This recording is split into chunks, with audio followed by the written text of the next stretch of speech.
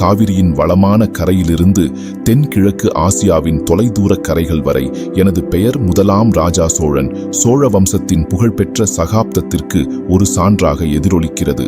எனது கதை லட்சியம் கலை சிறப்பானது மற்றும் கடல்சார் வலிமை ஆகியவற்றை உள்ளடக்கியது. இது காலப்போக்கில் நீடிக்கும் ஒரு பாரம்பரியத்தை உருவாக்குகிறது.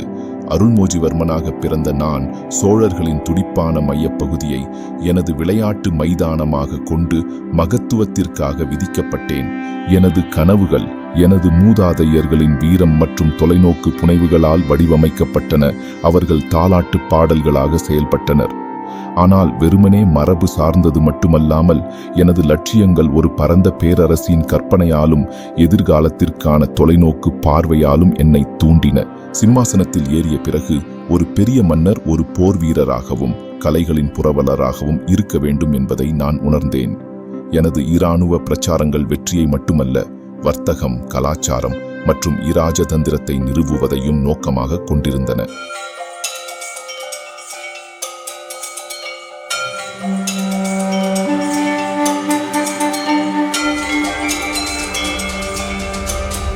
இலங்கையிலிருந்து மாலத்தீவுகள் மற்றும் தொலைதூர இந்தோனேசிய தீவு கூட்டங்கள் வரை சோழ கடற்படை செல்வாக்கை செலுத்தியது.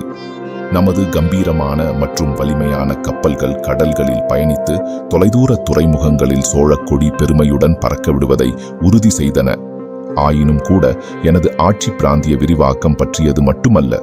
எனது பேரரசின் மையமான தஞ்சாவூர் ஒரு கலாச்சார கலங்கரை விளக்கமாக மாறியது.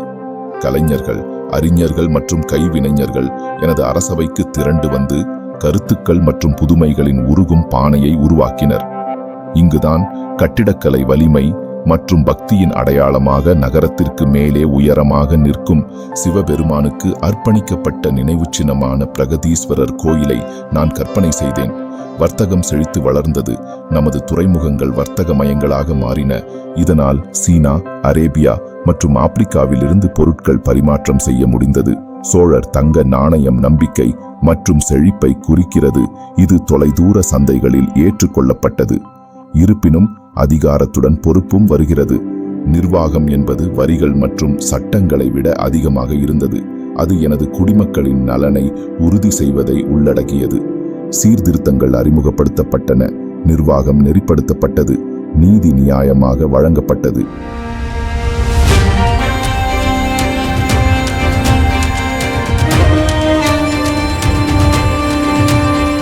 ஆன்மீகம் எனது ஆட்சியின் அடித்தளமாக அமைந்தது.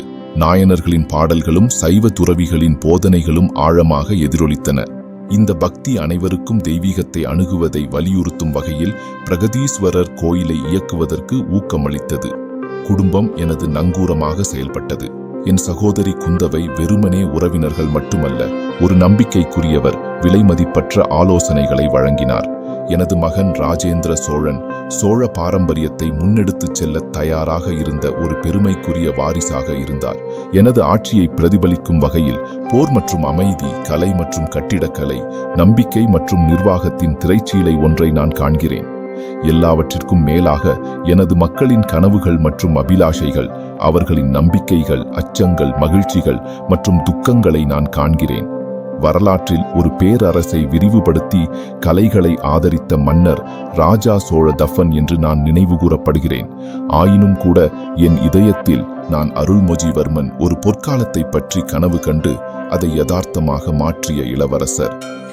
என் கதையை நினைவில் கொள்ளுங்கள், ஏனென்றால் அது ஒரு நிலம், அதன் மக்கள் மற்றும் அவர்களின் வெல்ல முடியாத மனப்பான்மையின் கதையை விவரிக்கிறது.